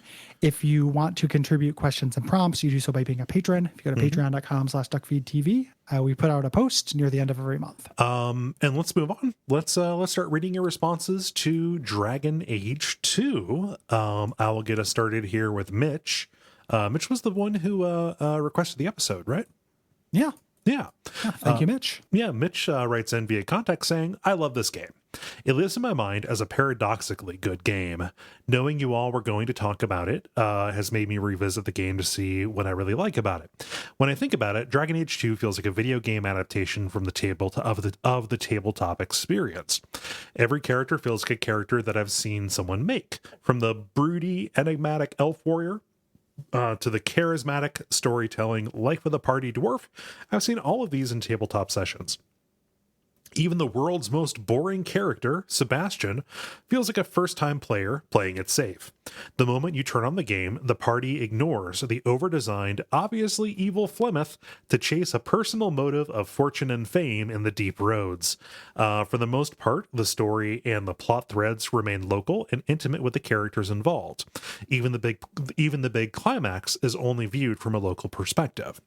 People largely and rightfully deride the game for its egregious reuse of dungeons and boring battles, but those aren't the things that I remember. I remember trying to help Evelyn move on from her late husband, and when she yelled at me for selling her husband's shield. I remember trying to gain access to a dock by warning the workers about a fire, only to have Meryl innocently say, "What fire?" I remember saving Bethany in the deep roads, but only because I decided to take Anders over Varric for a second playthrough. The reason that I love this game is that the moment-to-moment is built around the characters, and the experience changes based on who you have in the party. Everything feels like it is personal to the player, down to Hawk adapting his mannerisms based around your initial choices. I can't really say this is a good game, but I can say that this is an interesting game. I think that it is a game worth talking about, and I'm glad you all took the time. And we're glad that you sponsored the episode. Yeah, I'm glad we took the time as well. Yeah. Like this was always going to be something we did as two defenders of this, but it felt really good to put it to bed. And I did have fun with it, even though those things that are bad about it are obnoxious as hell. Yep. Yeah, and it does have that feeling of, the characters have this feeling of straight putt-ness to them that does it can be a little comforting. You know, like the observation that these feel like people's first or second D&D characters is pretty on base, I think. Yeah, especially about Fenris and Varric specifically. Fenris is extremely D&D. Stuart says via contact, we have a cat named Anderfels. We named him after playing Awakening and before playing Dragon Age 2. I like to think of him as the fun apostate who whistles at the dump truck ass on a statue of Andraste and not the bomber of Kirkwall. I really liked Anders, not the cat, in Awakening, but I felt like he'd lost a lot of his charm in 2. I felt that way about a lot of the writing, really. Maybe it was the switch to a voiced main character that removed so many options and made the game feel more flat, since that voice had to work for any kind of character you'd be playing. I also don't like voiced main characters, and I also agree that Anders is way less charming than in Awakening. Yeah. Could be a number of different things, different writer. That maybe they figured a way to show that this character has grown over time is to have him be traumatized as all hell. That is necessarily less fun. Also, Anders has a different voice actor in this one than he did in the first. So, yeah, any number of things. It is very funny that you have a cat named after a terrorist. It's like all those people who named their kid Daenerys or whatever. Yeah, and it turned out Dragon Lady bad. Yeah. Like they probably should have seen that coming a long time coming. I like to think that it was people not having faith in the show to do anything interesting. Oh yeah, like that's such a monkey's paw show. Because I was way into like bad Daenerys, but the way they did it was the stupidest possible way. Yeah, they could do it. Like there were hints there that the show was like half ignoring and half underlining and stuff, and it is frighteningly inept the way they handled that character. Just like absolutely legendary shit. Oh man. Let's see here. Dan writes via contact saying, sometimes it feels like fantasy only comes in one flavor. World-spanning peril that must be stopped or all of existence is doomed. Dragon Age 2 was such a breath of fresh air precisely because its focus is so tight. One city, many years. It's a great idea, no doubt born of some of the arbitrary constraints EA put on BioWare for this one, and I think it turned out reasonably well for the time that they had. Sure, the maps are recycled aggressively in buildings and caves, and the monster closets are not even kind of masked in any way, but I really enjoyed being able to see how tensions simmered to a breaking point over the years, relationships developed, and characters changed. BioWare stories prior to this game and after this game have always leaned way too heavily on the one person can save the entire galaxy idea. It's not to say that Hawk's role in Kirkwall isn't outsized and maybe a touch impractical, but it sure seems a lot more plausible than the Warden or Inquisitor from the games that sandwich this one. I really do think that Dragon Age 2's buggy launch and rushed nature combined to give it a much worse reputation among fans who didn't play it, because I think the story trumps Origins in almost every way. I can't speak to Inquisition because I got too bored and never finished it. It's really boring. Yeah, interesting characters, bad stuff you have to do. Boring video game. Yeah. I always thought that one of the big advantages 2 has is that I think that the Darkspawn and the Blight is really boring. Yeah. Like, what if there were some unthinking evil orcs? Mm-hmm. I've always thought that was like really generic and dumb. Yeah. So like when Awakening, when one of them can talk, I was like, cool. Like with speech comes motivation. Yeah. You know, maybe this won't just be like an environmental hazard. Mm-hmm. And 2, having its kind of grab bag of threats, even though, as we talked about at length, handled them in a ham-handed way. Yeah. At the very least, it wasn't just like, what if some evil orcs? You know? Yeah. So Darkspawn kind of suck. Agreed. Shouldn't have based your entire franchise around them. Maybe. Yeah. Peter says via contact, hi guys. Thanks for the great series of episodes about Dragon Age 2. I thought it was very interesting living through its narrative again with you, particularly when being able to draw parallels between the game's polarizing setting and our current existence in 2020. One thing I felt was a bit of a shame was that you didn't get to experience the game on Nightmare difficulty. That is, I feel the game really sings on a mechanical level when you play in this mode. Now, this isn't some kind of get-good insult. The game is simply not tuned well enough to be interesting to play on lower difficulty settings. Enemies die too fast to be a threat. They never have a chance to do anything interesting or surprising, which they'll actually do if given the chance, and there's never a need for you to optimize your build, gear, or tactics. This is probably why they later padded the battles with annoying reinforcements. This is very different on Nightmare difficulty. I would actually say that the game is the best mechanically of all the Dragon Age games when played on this setting. Sadly, most people are scared off by the label. I think the fault lies with the executives at EA and the extremely short development time the game had. My guess is that the designers were forced to tune the game to be much, much easier than intended on all the lower difficulty levels and didn't have enough time to do it properly. Nightmare stayed the closest to the intended difficulty because the people in charge probably didn't care about it. Now, Nightmare might be a bit too hard, particularly because of the friendly fire, but I still believe that is the closest to the intended balance of the game. If you ever go back and play the game again, give Nightmare a chance, perhaps with a no friendly fire mod. Again, overall, I really enjoy these episodes. Looking forward to listening to you guys do more WRPGs in the future. And we will do more of them in the future. What I would want from Nightmare mode, yes, we certainly will. I'm trying to sneak one in during this year because there's like a bunch of things I want to cover. Yeah. Before next winter. I wish that Nightmare mode cut the reinforcements. Yeah, that'd be good. Like the thing that made me not want to be engaged with all those individual creatures and having to take them all as a threat is that every fight had 70 of them. Yeah. And it's like, that's too much. Like, you know, Nightmare mode, if it were just like a small, well-composed group of serious threat enemies, that would have been incredible. Yeah. But no, you get really the worst of the lower difficulties in addition to the additional hurdles that they will the Nightmare would put on you. Herlocks. Yeah. It's pronounced Herlock. Herlocks. So, Sorry. Yeah, it's okay. That was a pretty good joke. That was good. No, I wanted to let it breathe. Yeah. Yeah, just no sale on that. Like, I don't know. No, I'm not no selling it. All right? I just wanted to let it breathe. Okay. It's okay. Sometimes We're you all can let the tired here, audience man. I laugh. understand. Yeah. No. Okay. But that wasn't so bad. No, it's fine. You did good. You did a good job, Gary. Thanks. Grade me, evaluate me. I'm ever so good. Oh yeah, no, just a friendly fire was what steered me clear of the nightmare difficulty. Yeah. Too much. No. Yeah. Let's see here. Ray writes via contact saying, so Dragon Age 2 was prime Tumblr time for me. I had, by the time I played it in 2012, a pack of queer, discoursey friends online that I would Google chat with for hours. As part of that discourse mindset, I followed the pack at the time and I hated on the game. So much so that in a fit of pique, I mailed my copy to my Tumblr friend in Canada. I paid the postage to mail an Xbox 360 game to Canada. Youth. Anyway, in hindsight, the game did not deserve the scorn that I piled it with. At the time, I felt frustrated by the way my agency was continually taken away from me. I particularly hated the part where no matter what you do, Hawk's mom dies horribly. Now, as an actual adult, I can see what they were trying to do was impress your smallness and insignificance, though, as you say, in a cowardly way that does not stick the landing. Same goes for the ending, but the ending still deserves my youthful wrath. I hated Anders, hated that I have no say or sway in his decisions and don't get to see him gradually descend to making them. I hated that Cullen was brought in again, and I was supposed to trust his dumb oppressionist ass, which I resented even more in Inquisition. I never liked him. Stop trying to make him happen. He sucks.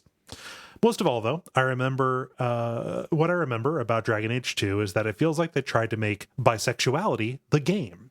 And because it was 2011 and David Gator, it became more aggressive bisexual stereotypes, the game. Oh, Zevran. Oh, Isabella. Except this is where BioWare's extremely frustrating trend of making fascinating, masculine leading women and femme-presenting characters that are aggressively straight. Evelyn, Cassandra, oh Lord, the lesbian longing online for Cassandra. What's her face from Mass Effect Andromeda, who becomes an Asari commando and yet is still not somehow a giant, and I'm going to use Ray's word here, and yet is still somehow not a giant dyke. I know many queer people work at BioWare and they get a lot of praise for being like the HRC, the Hillary Rodham Clinton of AAA game makers, but Lord Jesus, the Butch Eraser is strong. Anyway, the older I get, the more I come around to y'all's frame of mind that it's the centrist cowardice, which I think the Butch Eraser can be counted as such. You can be queer only if you appeal to men, but you can be other only if you follow all the rules and assimilate. That really holds them back creatively. It's sad, but they're not the only game in town anymore, haha, and I certainly don't have to look at their games for a mirror of queer life. No, thank you for writing in. Yeah, I appreciate that perspective. Absolutely. Like that's, something that like I understand this is a huge part of BioWare. Yeah. Is the representation angle. And I don't feel bad criticizing BioWare because I don't have that. I just try to stay aware. Yeah. Like there's an aspect of this that other people are seeing that I'm not. Mm-hmm. The thing with the Butch characters that's interesting is that like, it's interesting to do a character who is Butch and straight. Yeah. Like that happens. Mm-hmm. Like I have friends and stuff like that, but if they continually do it, I could see how it could be super frustrating. Yeah. Like it's a pattern. It's a blind spot. Yeah. Like one time it's kind of subversion, mm-hmm. but if you're continually doing it, it's like, well, okay, throw a bone. Yeah. I'm also glad that you pointed out that it feels like bisexuality of the game, because that is how that felt to me as well. Like Zevran's, just basically just saying it like while covered in blood from a giant spider was real weird. Yeah. Well, I mean, also something that is pretty important about Dragon Age 2, especially compared to other stuff, all of your romance options can be romanced, whether or not your character is male or female. Like nobody's except Sebastian. Sebastian is straight. Okay. Yeah, Sebastian is straight. I was basing that like categorization on the base game. For the 4 romanceable people in the base game can be romanced regardless of who you play as. Which is good. Yeah. But I am glad that they're not the only game in town anymore as well. Yep. I desperately want people who are in any way queer to have better representation than they've been given. Mm-hmm. Yeah. I do not want you to have to settle for the crumbs. Yeah, you don't need to settle for what the mass market decides to throw your way anymore. It'd be nice if the mass market came around, but it's always going to lag behind. Yeah. Yep, yep. Patrick says via contact, I consider myself a fan of the Dragon Age series, but that comes with a huge caveat because every game has some pretty glaring problems. I think it's interesting that the problems with each entry are fairly different from one another, though. With Dragon Age 2, it's the storytelling that really stuck out to me as hard to enjoy. The vast majority of plot lines boil down to so-and-so has been corrupted by an evil magical power. Kill goons until they're better or dead. And as much as I always prefer to play the freedom fighter in games, I know, being anti-slavery, what a strong moral stance, Dragon Age 2 keeps going out of its way to convince me that maybe magic really is as bad as everyone says. Are there any mages in the game that don't immediately sell their souls to demons at the first opportunity? Even Hawk can dabble in blood magic. If BioWare was trying to create moral complexity with this, then there need to be characters who reacted to their circumstances in different rational ways. But seemingly every mage, no matter their personality or motivations, from Beryl to the first enchanter to random refugees, does exactly the first thing that the fascist Templars say is wrong with mages. The way the story goes out of its way to try to make sure both sides can be perfectly justified in their prejudices rings hollow and rob the story of any weight it might have otherwise had if BioWare weren't terrified of having a point of view. Yeah. Agreed. Mm-hmm. It's not that interesting of a story to have the Templars be right. Mm-hmm. Like, even if, if you're like, oh, they're not fascists if they're right. Like, in their world, they're just, like, cautious. It's not a very good story. Yeah. It's not interesting. And, like, I don't know. The problem with mages kind of seems to be, like, it would get more interesting at scale. And where it gets to be a problem. That's where it gets to be a problem that we don't get to see what happens in the Tevinter Imperium, right? Yeah. Like, we never really get to see what a society with mages on top looks like. We only get to see, people, going to the dark side of magic kind of off in the corners because they are pressed down so hard that they have to press back up, right? Yeah. And like, I would believe the threat at a societal scale, whereas like if they're just serial killers with a different motivation because of the way they were born, that sucks. Yeah. It's not very interesting. Mm-hmm. Like, if the idea is like, oh, like the Templars have a point because every mage is, makes a deal with the devil. Like, yes, that's true.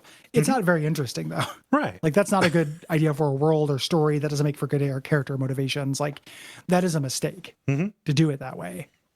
And then in order to balance the scales, they have to make the Templars extra monstrous and kill a lot of innocent people.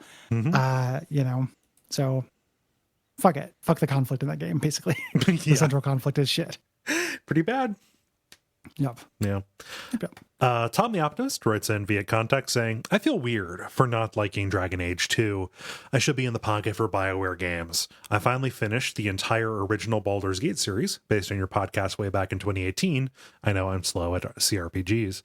And also recently played through the whole Mass Effect trilogy. I think it was actually Mass Effect 3's Citadel DLC, the one that is supposed to be funny, that helped me explain my issue with Dragon Age 2. In Citadel, it's fan service galore, just lots of callbacks to old jokes. But it had an unintentional side effect of making the characters seem like people who have lived together. Conversations in Mass Effect 3 had characters go, remember when you said something back in Mass Effect 1? And it wasn't a joke. Instead, we had two characters resuming a conversation that they had started a couple of years ago.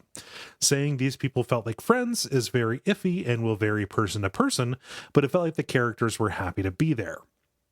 When I think back to Dragon Age 2, I remember two parts. I remember the classic BioWare both-sidesness to the Mage and Templar fight. The game contorts the story into increasingly contrived knots to play the devil's advocate against itself. The story was Teflon, unlike most modern BioWare games.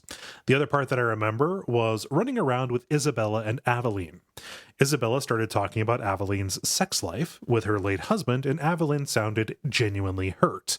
It didn't feel like banter, but instead sounded upsetting.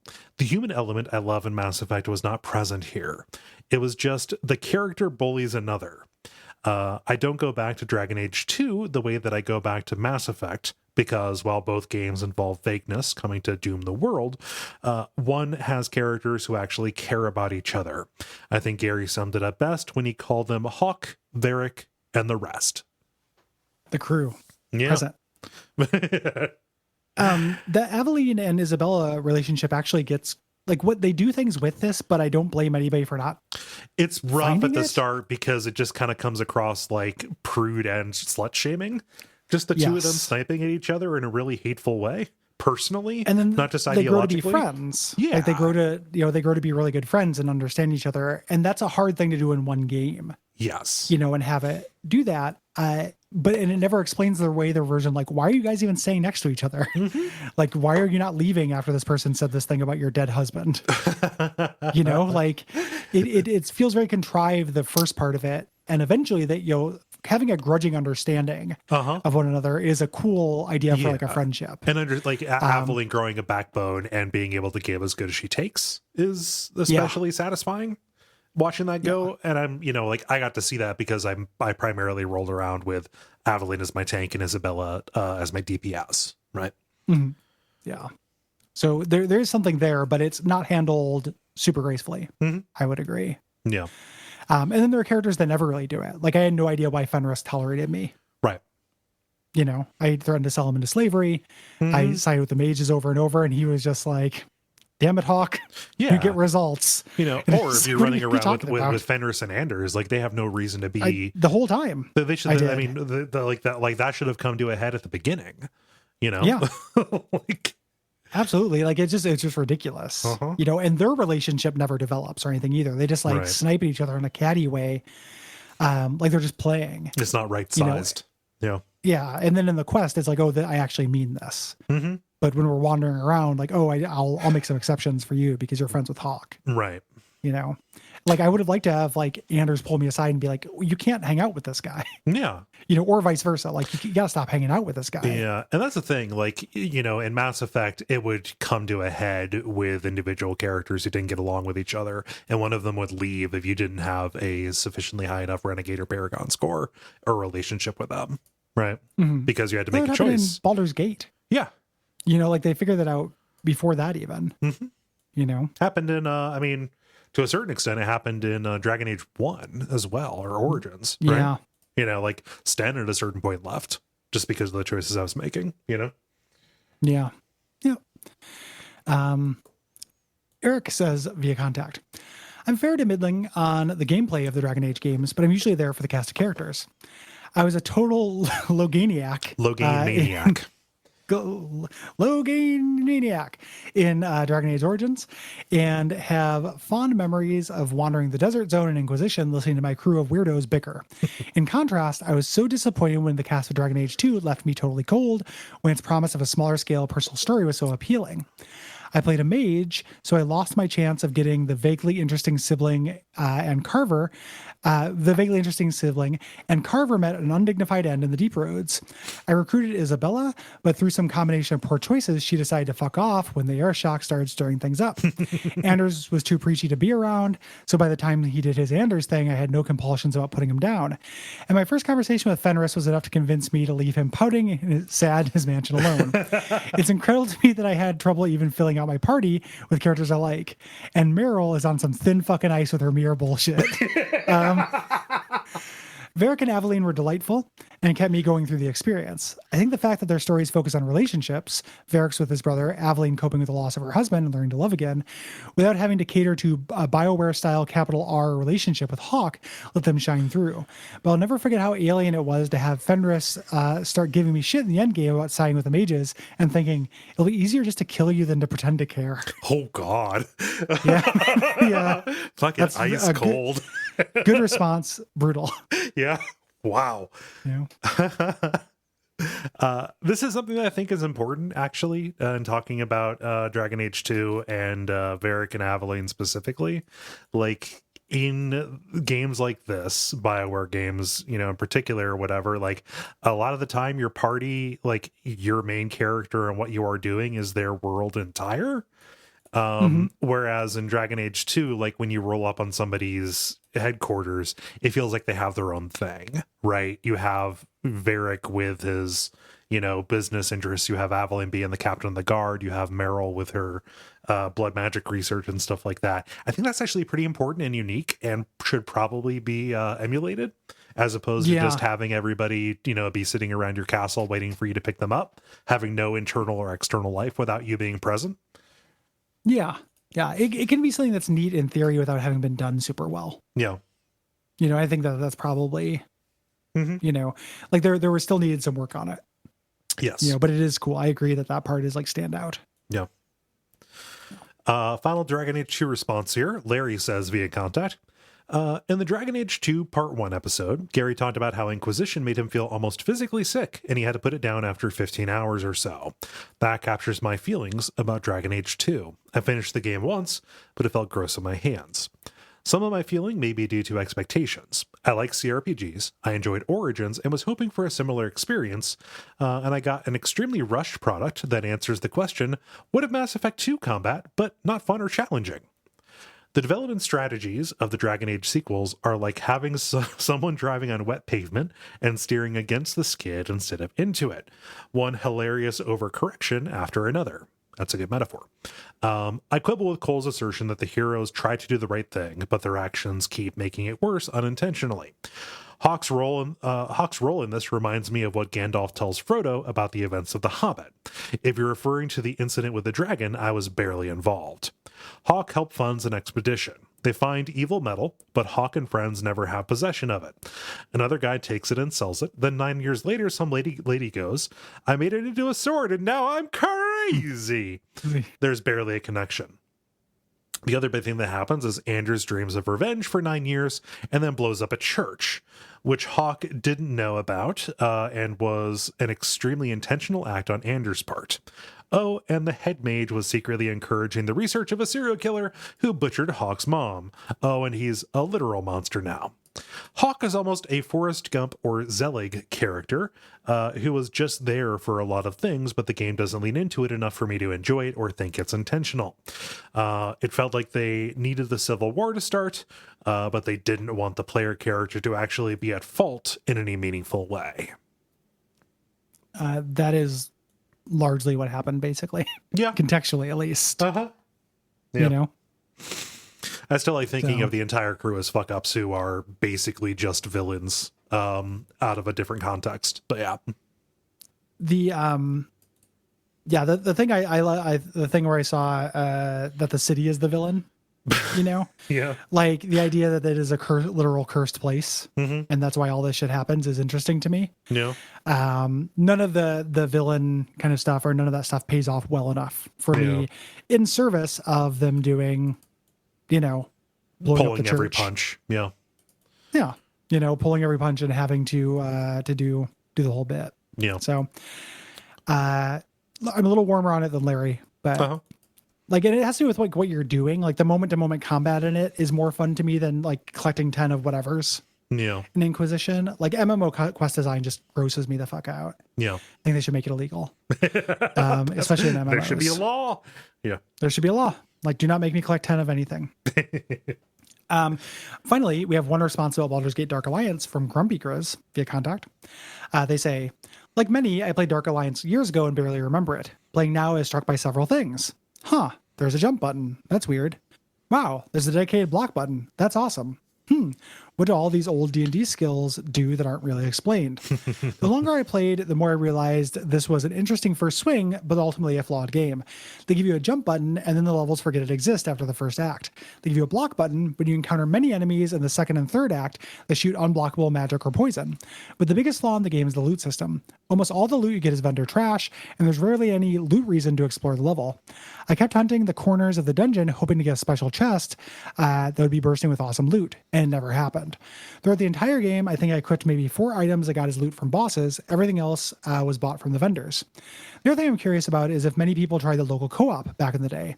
I can imagine having a blast playing this game together in a college dorm or high school basement, like my friends and I did with Mario Kart and GoldenEye in the years prior.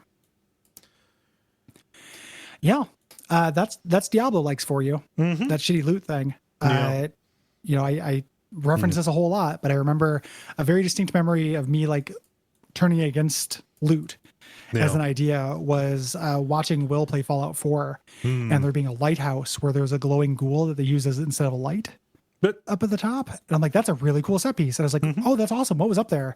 And he just like shrugged and was like, level loot. And then just kept playing. And it's just like, oh, that's everything that's wrong with this shit. Yeah. Borderlands can suck my dick. Like, this is horrible. Don't do that, video games. Stop. And now every video game does it, and it sucks. Mm-hmm. Authored loot is always better. Yeah. So Agreed. Always put authored loot there, and just you kind of have to be in a very particular, I have to be in a particular mood to be fine being hooked up to that, find, sell, buy, basically just regifting yourself a bunch of stuff, it's fine every once in a while, right? But yeah, like I think that Baldur's Gate is specifically, the Dark Alliance one specifically is kind of this weird little bridge between like the arcade and N64 Gauntlet games and like the Ultimate Alliances and stuff that would come later.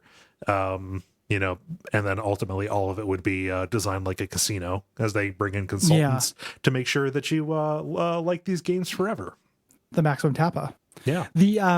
The thing with the Ultimate Alliance and X-Men Legends games and stuff that came around is that they would decrease the emphasis on loot. Yeah. Like you'd still find belts and shit in X-Men Alliance, but they made your character builds more complicated and you were building for a team. Yeah. So they added interest on that way. Not that I'm not saying it's like super deep, but they added interest on that metric rather than the loot metric. And I think it's the same thing with like Diablo. Like the reason why I still, if I had to choose, I would say I like Diablo 2, even though I think like Torchlight obviates it. But the reason why I like those games at all is because of the character build stuff. Yeah. Loot, I think, is dumb. Yes. So. Yeah. And that's all the responses. Thank you, everybody. Yeah.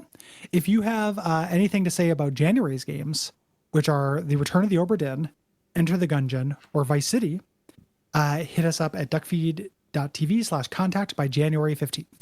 Yes. And if you have things to say about February's games, same place, Duckfeed.tv/contact by February the 15th. And we're going to announce what those games are now. Yeah. So we're keeping the roguelike train going with Monster Train.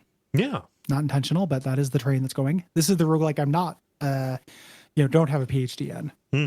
Unlike Enter the Gungeon. So this is new to me, but it's something that's been on my list forever. I'm really excited. Yeah. It'll be fun to do a deck builder. Yeah. Yeah. It's like a deck builder tower defense kind of hybrid or like strategy hybrid. I'm really excited. Yeah. Have like lanes and stuff like that. Yeah. After that, we are doing The Last of Us. The Last of Us. Yeah. That classic game. Yeah. I understand the second one is the game of the year. The man on television told me. But yeah, The Last of Us part 1. I enjoy that game. It's there's plenty to recommend it. I like it too. Yeah. I'm looking forward to seeing if I still like it. Just William is the person who sponsored Monster Train. What's that? William. Oh, William. Hi. Just giving credit to the sponsor of that. The Last of Us is just something we chose. And then our premium episode for that month is sponsored by Fenriliana, and that is The Outer Wilds.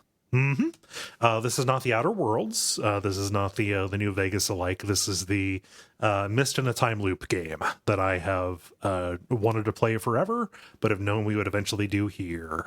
So yeah. What's interesting is that apparently this has some Obra Dinn DNA. So February and January have some real parallels. They're kind of mirrored a little bit. Yeah. Not intentional, but we'll take it. Yep. If you want to sponsor an episode, you do so at Patreon. As we mentioned before, patreon.com/Duckfeed.tv. Really appreciate everyone who has done so. We have a lot of cool stuff coming up. So like March and a little bit of April are also spoken for, and that's neat stuff. So yeah. Other things you can do if you cannot currently afford to sponsor an episode, we understand, but for substantially less, you can get extra episodes. You can get the full versions of our premium episodes of this show. You can get Bonfireside Chat. You can get Unfilmable, our show about horror media. You get access to all of that at $5, and you only get more when you go up to 10. Yeah, it's recommended. Yeah. And just kind of, finally, we're recording this before the holiday. It's going to come out on Christmas Eve for our patrons. If you celebrate, Merry Christmas. If you do not, stay safe, be happy. Yeah. Hopefully you find some comfort, and here's to a better year next year. Amen. Umbasa, either or whichever one you observe.